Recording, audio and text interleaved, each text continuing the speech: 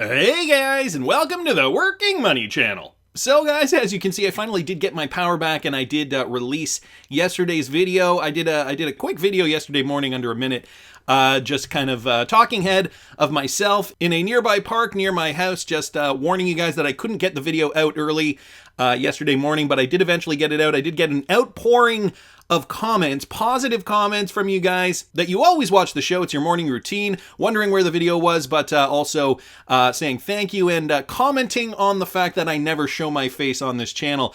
Yeah, I mean, that's not really a conscious thing. I just don't see really the need to. But anyway, you know what I look like now. I have showed my face on the channel a couple of times, and over there on Twitter, if you guys aren't following me, Working Money CH on Twitter. So I also wanted to post this video yesterday evening, but I updated it a little bit and decided to post it this morning instead. So first of all, we got the crypto market. Bitcoin right now trading at 49,300. Really not too much movement since yesterday. And I did watch Blockchain Backer's video yesterday.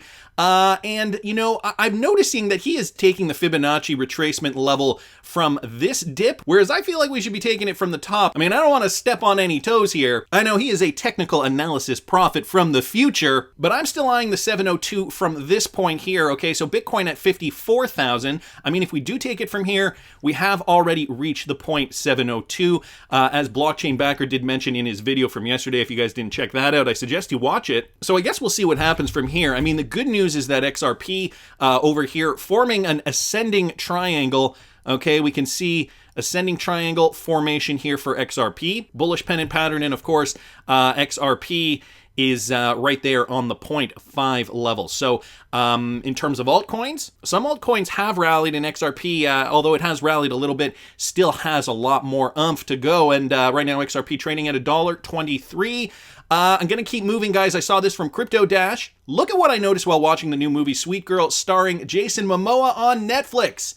Subliminal message and mainstream adoption all in the same frame. You guys can see that, the Bitcoin ATM buy, sell here, logo here, and over here, Digicoin, Cryptocurrency Exchange Center. So, you know, this pre-programming is not your imagination. This kind of stuff does happen. And, you know, as a filmmaker, I know some of you guys know that I am a writer and director. I have written and directed several short films, working on a feature film right now, something that I'm really, really excited about, actually.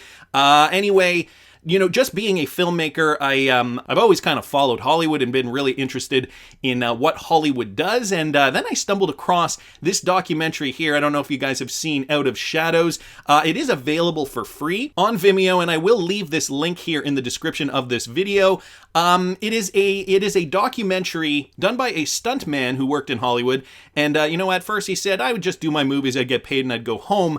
But then he decided to examine Hollywood as an industry and uncovered some pretty strange things. You know, in terms of this whole idea of pre-programming, the Hollywood narrative has always been in line with what governments of the time have wanted, and this goes back decades and decades. The movie does get pretty dark at points, so I do want to warn you guys of that. There are some pretty deep rabbit holes that this individual travels down. It's called Out of Shadows here. This is the IMDb page, but I don't want to dwell on that. Just wanted to thank Crypto Dash here for posting that. Gonna keep going, guys, because crypto will rival or replace fiat within 10 years. Well, this is according to Deloitte. So a reputable source saying this, Deloitte's annual global blockchain survey has found that 76% of finance professionals think that digital assets will serve as a strong alternative to or outright replacement for fiat currencies in the next 5 to 10 years. Deloitte is one of the big four accounting firms, along with KPMG, EY, and PwC. It's conducted a blockchain survey for the last 4 years. 2021 survey is the first to explicitly cover the commercial activities enabled by blockchain. The firm surveyed more than 1,000 finance professionals based in Brazil, China, Hong Kong, Japan, Singapore, South Africa, the UAE, the UK, and the US.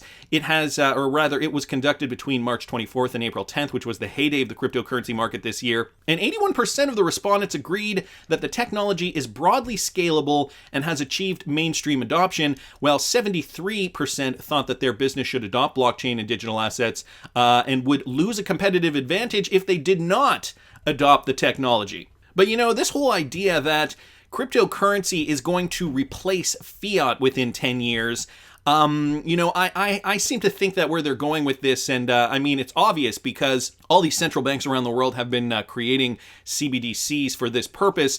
Maybe not the idea that cryptocurrency like Bitcoin or Ethereum or XRP or whatever will actually replace fiat currency, but more so the idea that our current fiat currency as we know it will become cryptocurrencies. So it is interesting, though, to see that Deloitte, a reputable organization, did this survey and found that many people agree that within 10 years we are going to see a change in the monetary system. To that point here, many stablecoins have also been scrutinized in the crypto space, and I saw this from BondCrypt XRP. Well, now USDC is to be backed by 100% cash. So let me read you guys this from CoinDesk. So Circle revealed last month that only 61% of tokens were backed by cash and cash equivalents, referring to cash and money market funds. The September attestation published by Circle will show that all USDC reserves are held in cash and short-term U.S. government treasuries. The company announced that on Sunday. Circle revealed plans in July to go public via Special Purpose Acquisition Corporation, Concord Acquisition Corp, in a deal that would value Circle at $4.5 billion. Earlier this month, Circle announced its desire to become a fully reserved national commercial bank. So that is the end game there for Circle, operating under the supervision of the U.S. Federal Reserve, U.S. Treasury Department, Office of the Comptroller of the Currency, and the Federal Deposit Insurance Corp, FDIC. So that means the stablecoin USDC will have to be 100% backed by cash and short-term U.S. treasuries by September, which is only about a week away now. Interesting to note that, because I know there has been talks about Tether and how legitimate that company is, how legitimate that project is. And so, just be careful, guys, what you're trading into once you decide to take profits off the table. I'm going to keep moving, guys. This is from Michael at Val5Links. Fantom can route transactions through a public chain or private network of secure nodes. So this could really be a game changer after the success of stablecoins.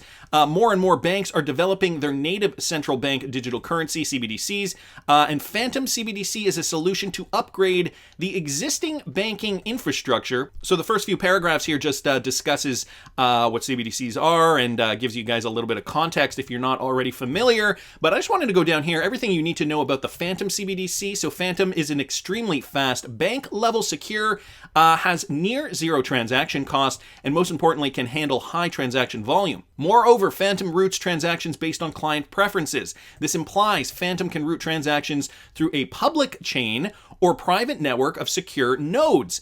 As for their CBDC model, Fantom has a hybrid approach that the Bank of England validates. Now, let's not forget, guys, Bank of England is a Ripple partner, and I also noticed here, and it doesn't say this in this article, but I also noticed here that they are transacting through public chains or a private network. We also know that Ripple has created private ledgers for central banks for this exact purpose. So, I mean, I'm just connecting some dots here. There is no confirmation here that it is integrated with RippleNet. However, it does sound like it could be in this hybrid model. Fantom offers both retail and wholesale CBDC solutions. On the wholesale side, commercial banks open direct accounts with national banks, whereas on the retail side, commercial banks act as an intermediary between consumers, other banks, and central banks. Thanks to this, Fantom avoids the disintermediation of commercial banks, providing a win-win solution for all stakeholders, consumers, or rather customers, commercial banks, and the central bank. So a new way to think of a CBDC, kind of a CBDC 2.0, if you will. Thought I'd bring that to your attention, specifically because they did mention the Bank of England in this piece, and the Bank of England, a notable client of Ripple. They have gone on the record to mention that publicly, so thought that was important. And just yesterday, we heard that the IMF is going to be redrawing SDR allocation. Now, I wanted to bring this up to you guys. Now, this was from a few years ago now, but I thought it was interesting just as a what if, okay? The future of XRP to replace SDR, or special drawing rights. For everybody that doesn't know what an SDR is, or special drawing right, it's a supplementary international reserve asset created in 1969 by the IMF. The SDI is neither a currency nor claim on the IMF. Rather, it is a potential claim on the freely usable currencies of IMF members. In addition to its role as a supplementary reserve asset, the SDR serves as a unit of account of the IMF and some other international organizations. The SDR value is made up of 0.582 252 or 41.73% USD, about 30.1% Euro, 10.9% CNY, 8.3% JPY, and 0.08% GBP. And these percentages are fixed until the year 2020, or rather 2021, as the redrawing just occurred yesterday. The total amount of SDR is worth around $295 billion, and thus a big chunk of the money it could replace. But here's the problem, right? The problem of the SDR is its liquidity. SDR cannot be sold directly by a country. It has to be traded between two countries in exchange for freely usable currencies. However, in the event that there is insufficient capacity, the IMF can activate the designation mechanism. Under this mechanism, members with sufficiently strong external positions are designated by the IMF to buy SDRs with freely usable currencies, up to certain amounts from members with weak external positions. This arrangement serves as a backdrop to guarantee the liquidity and the reserve asset character of the SDR. So again, the IMF just did this yesterday, just reallocated the SDR positions yesterday, and I'm sure we would have heard if XRP was going to be part of this. And again, this was from 4 years ago, so this is a prediction far in the future. I still don't think it's that off base. This guy goes on to say, why not use XRP instead? First of all, it'll fix all the liquidity problems, we know that. And if the SHIT really hits the fan, not a single country wants to buy the SDR. Then it is basically useless in the event of a crisis, because the trading can only happen if two countries can make an agreement, which is a slow progress. But with XRP, you would not have this problem. There are dozens of exchanges worldwide with enough liquidity to provide smooth trading, and if Ripple will succeed in the future with banks to fully implement XRapid, and it will, it becomes much more secure to hold XRP and ensure they can exchange it with other countries. Guys, this was just a little thought experiment I had about a potential use case of XRP once volatility has decreased. I'm not an economist by any means, so don't be too harsh on me, and sorry for any bad grammar. English is not my native language. Let me hear what you guys think. Now, in terms of this thought process, I don't think it's too far-fetched, and I know before you guys say, yeah, but they just redrew the allocation yesterday and nothing includes XRP. Before you guys say that, let's not forget, this was taken 4 years ago now, okay? So this was written 4 years ago, actually February 10th, 2018, so almost 4 years ago. And at that time, Ripple was not in court with the SEC. None of this had happened yet. Now we know the SEC lawsuit has really hindered Ripple's progress in the United States specifically, but also, I mean, it's put a wrench in the plans for many other economies because of, the dependence on the U.S. economy. So, had the SEC lawsuit not happened, had business just been conducted as usual,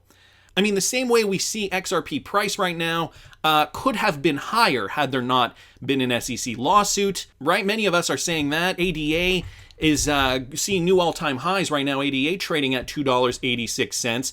And, XRP, some may say, has been hindered because of this lawsuit. The price, I think that a lot of you guys would agree on that. Well, could it also be possible that bigger plans for XRP have also been hindered? Also, this idea of liquidity, right? Once XRP hits even more exchanges, and, right now in the United States, it has been actually delisted from exchanges. But once we see that global liquidity really expand, I certainly do think this could be revisited. So just another thought here. Again, I wanted to get this out yesterday when the IMF was actually redrawing the SDR allocation, but I couldn't get that out. I just wanted to share that theory with you. Wanted to thank James Rural XRP for posting that. And I also wanted to mention this, a bit of a rabbit hole post from T-Hole-Betic XRP, random possibility with no basis for saying so.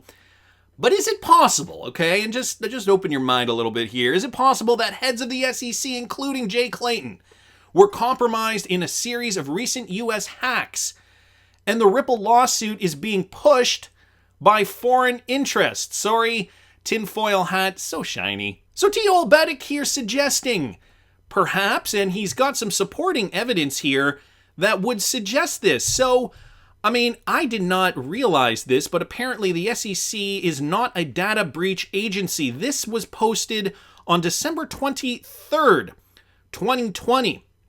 December 23rd, 2020, which was, if my memory serves me correctly, only about 2 days after the SEC lawsuit was disclosed. So I have the article up here, guys. So U.S. government suffers possibly its most compromising cybersecurity attack, and the public's best source is reliable information. The SEC, head-scratching but arguably true. A large cyber hack campaign attributed to Russia first came to light when malware protection firm FireEye disclosed, simultaneously on its company's blog and in an SEC Form 8K file on December 8th, and then later updated on December 14th, that it had been hacked. According to SolarWinds Corp, Form 8K filed the same day as FireEye's update, saboteurs added malware on the Orion monitoring product updates that were uploaded to government and private sector computers. FireEye's computers were among those infected. Okay, so this happened December 23rd, 2020.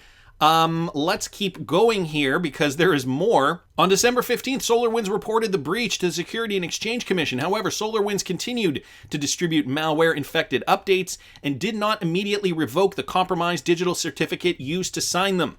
On December 16th, 2020, German IT news portal haste.de reported that SolarWinds had for some time been encouraging customers to disable anti-malware tools before installing SolarWinds products. And on December 17th, SolarWinds said they would revoke the compromised certificates by December 21st, 2020. Okay, let's continue over here. Traders settle case tied to hack of SEC's corporate database. Now, this is some more information here, guys. From November 5th, 2020, two men accused of trading on information hacked from a government database will pay $425,000 to settle regulatory claims, a fraction of the illegal profits they were alleged to have earned. So that is just another piece to this relating to the hack of the SEC's corporate database. And here from Tech Times, the breach was reported to the Security and Exchange Commission on December 15th, which I had already read, but the malware-infected digital certificates were not revoked until the 21st. But there had already been a breach. Then, coincidentally enough, by the way, this was actually on December 21st, but we get the official announcement from Brad Garlinghouse via Twitter. Today, the SEC voted to attack crypto. Chairman Jay Clayton, in his final act, is picking winners and trying to limit U.S. innovation in the crypto industry to BTC and ETH. I mean, this is a little tinfoil hatty, but it doesn't actually sound as far-fetched as T-Hole Betic wants to make it sound. And the fact that Russia could be tied with this too, guys, let's also not forget, this was back from July. Russia makes major advancements in blockchain and DLT technology. Russia is now employing blockchain technology and DLT in major segments of activity. While the Russian government is positive about any new technology, it is particularly responsive towards blockchain, especially DLT, which has seen substantial use in the financial service industry in the country. Several DLT-based projects are being implemented by financial institutions and banks, unlike in the US and Europe, or at least at that time. Let's also put this in context, guys. This from 1 month ago, how Bitcoin and Putin are enabling ransomware crime sprees. Not saying it's connected. We know Vladimir Putin has likely been stocking up on Bitcoin and Ethereum. And who are a couple of the biggest rascals at the SEC that we know have a vested interest? Has been proven they have a vested interest in Bitcoin and Ethereum. I mean, I don't think it's that tinfoil hatty. Thanks so much, T-Hole Betic XRP, but I want to hear what you guys think. Please subscribe to the channel if you haven't already. Like the video if you like the content I'm providing. I always love hearing your comments. See you in the next one, guys.